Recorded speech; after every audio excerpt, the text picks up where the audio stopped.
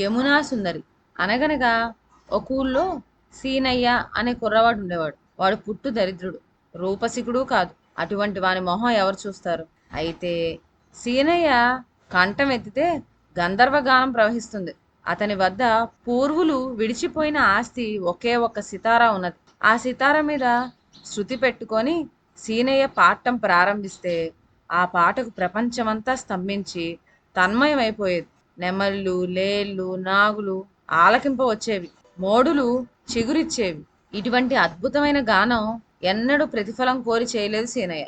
యమునా నది ఒడ్డున చల్లగాల్లో కూర్చొని తన ఆనందం కోసమే పాడేవాడు. క్రమంగా అతనికి సితారు సీనయ్య అనే పేరు సార్థకమైంది. సీనయ్య యమునా తీరాన కూర్చొని పాడుతూ ఉన్నప్పుడు ఆ గానం అపూర్వంగా ఉండేది. అది విని ప్రజలు జేజేలు కొట్టేవారు. అతను పాడే ప్రతి చరణానికి సీనయ్య మరొక్కసారి పాడు అంటూ అతన్ని బతిమలాడేవాళ్ళు. యమునా నది తీరాన కూర్చున్నప్పుడల్లా సీనయ్యకు చెప్పలేని ఉత్సాహం పొంగి పొర్లి వచ్చేది.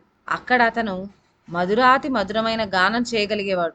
ఆ ఆవేశంలో అతను ఈ యమునా సుందరి, యమునను పోలిన సుందరి ఈ 14 భువనాల్లోనూ లేనేలేదు అంటూ ఉండేవాడు. యమునా తీరాన కూర్చొని పాడుకుంటూ ఉంటే సీనయ్యకు నిద్రాహారాలు అవసరమే లేకపోయేవి. ఒకనాడు సీనయ్య యమునా సుందరిని పొగుడుతూ పాడుకుంటూ ఉండగా సముద్రం మధ్యన ఒక సుడిగుండం చుట్టుకొని గిరగిరా తిరగనారంభించింది. అందులో నుంచి క్రమంగా ఒక కిరీటధారి తల కనిపించింది. ఆయన ఎంతో ఆకర్షణీయంగా బ్రహ్మాండంగా ఉన్నాడు. ఆయన యువతలకు వస్తున్నాడనగా సముద్రపు కెరటాలన్నీ భయభక్తులతో అటూ ఇటూ తప్పుకొని దారి చేశాయి. ఆయన సీనయ్యను పిలిచి, చూడు సీనయ్య, నన్ను సాగర మహారాజ్ అంటారు. భూలోకంలో ప్రవహించే జీవనదులన్నీ నా కుమార్తెలే. నేను నా కుమార్తెలు నీ మధురగానం విని పరవశులు అయినాము. ఇందుకు గాను నిన్ను బహుకరించదలిచాము. కనుక నా నీటిలో ఒక వలపరచావంటే నీకు తగిన సన్మానం జరుగుతుంది. అయితే ఒక షరతు మాత్రం నువ్వు జాగ్రత్తగా వినాలి.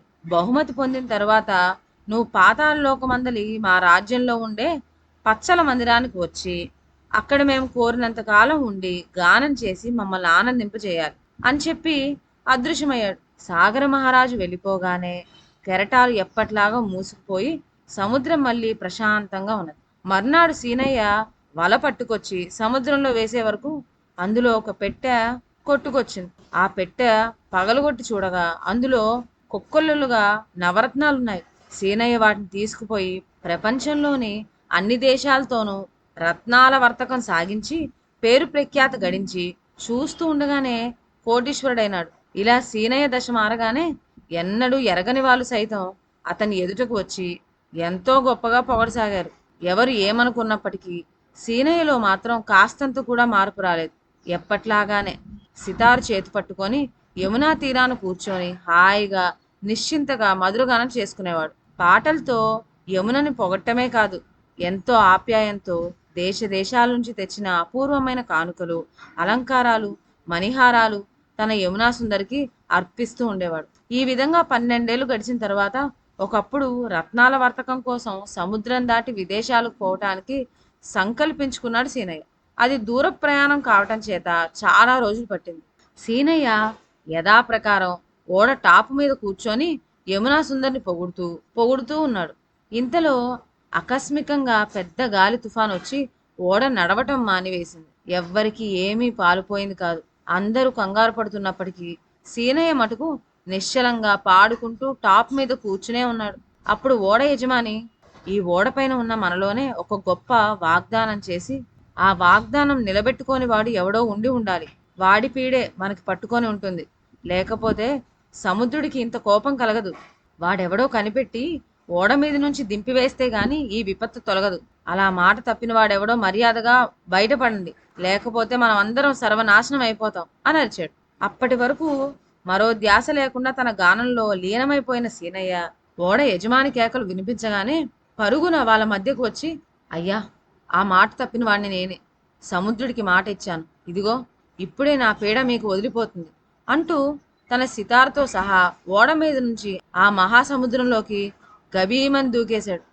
సీనయ్య దూకి మునిగిపోగానే అతనికి దారి చేసిన సముద్ర తరంగాలు మళ్ళీ ఎప్పటి వలె మూసుకుపోయినాయి. అతను నీటిలో అడుక్కంటూ దిగిపోతూ ఉండగా చిత్రాతి చిత్రాలైన జలచరములు ఎన్నెన్నో కనపడినాయి. వీటన్నింటినీ వేడుకతో చూసుకుంటూ సీనయ్య చివరికి కిరీటధారి అయిన సాగర మహారాజు ఉండే పచ్చల మందిరానికి చేరుకున్నాడు. ఆ మందిరం సీనయ్య కని విని ఎరుగని అలంకారాలతో ఆకర్షణలతో అపూర్వంగా ఉన్నది. ఏమయ్యా సీనయ్య, నీ కోసం మేము ఇక్కడ ఒకటి కాదు రెండు కాదు 12 ఏళ్ల నుంచి ఎదురు చూస్తూ ఉంటిమే, మమ్మల్ని మర్చిపోయినావా అనే వరకు సీనయ్య, మహారాజా, నా యమునా సుందరిని తలుచుకొని గానం చేసుకుంటూ ఉంటే లోకమే మర్చిపోయాను, నిజమే, మన్నించాలి అన్నాడు. అప్పుడు సాగర మహారాజు సీనయ్యను ప్రేమతో భుజం తట్టి, ఇప్పుడైతే ఏమి పోయిందేమీ లేదులే, త్వరగా సితారు తీసి వాయించు అని ప్రోత్సహించాడు.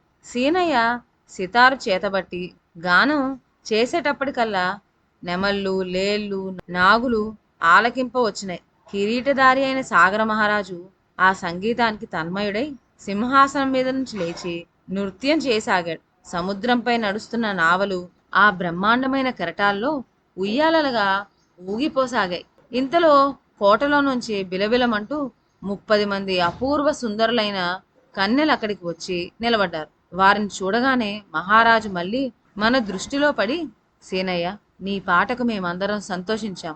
ఈ 30 మంది నా కుమార్తెలే. వీరిలో ఎవరు కావాలో ఎంచుకో, ఆమెను నీకిచ్చి పెళ్లి చేస్తాను అనే వరకు సీనయ్య ఒక్కొక్కరిని చూచి 29 మంది కన్యలు తనకు నచ్చలేదన్నాడు. చివరకు మిగిలి ఉన్న కన్య వద్దకు వచ్చి, ఈమె ఒక్కర్తే నా యమునా సుందరిని పోలి ఉన్నది అని తన సంతోషాన్ని తెలిపాడు. ఈ 14 భువనాల్లోనూ ఈమె ఒక్కర్తే సుందరమైనది అన్నాడు సీనయ్య. ఆమె కిలకిలా నవ్వింది. ఈ నవ్వు అచ్చాన యమునా సుందరి ప్రవాహ ధ్వనిలాగానే ఉన్నది అని పొంగిపోయాడు సీనయ్య. మరికొంతసేపు పరికించి చూడగా సీనయ్య దేశ దేశాల నుంచి తెచ్చి యమునా నదికి అర్పిస్తూ వచ్చిన ఆ చిత్రమైన మణిహారాలు, అలంకారాలన్నీ ఆమె ఒంటి మీదే కనపడ్డాయి. అప్పుడు కిరీటధారి అయిన సాగర మహారాజు చిరునవ్వు నవ్వుతూ కిలకిలా నవ్వే ఆ కన్య చేతిని సీనయ్య హస్తాల్లో ఉంచుతూ, సీనయ్య, ఇంతకాలం నుంచి నీ సితారు ఎవరిని గురించి అయితే గానం చేస్తూ ఉన్నదో ఆ యమునా సుందరి ఈమె. నీవు ఇచ్చిన కానుకలన్నీ ఆమె అందుకుంటూనే ఉన్నది. చూడు, మీరిద్దరూ ఈ పచ్చల మందిరంలోనే హాయిగా ఉండండి అని దీవించి ఇద్దరకు వైభవంగా వివాహం చేశాడు. ఇదండి ఇవాళ కథ. ఇక సెలవు. నా ఛానల్లోని కథలు మీకు నచ్చినట్లయితే నా ఛానల్ను లైక్ చేసి సబ్స్క్రైబ్ చేయండి. షేర్ చేయడం మర్చిపోవద్దు. కొత్త కథల నోటిఫికేషన్ కోసం బెల్ ఐకాన్ ప్రెస్ చేయండి. Thank you.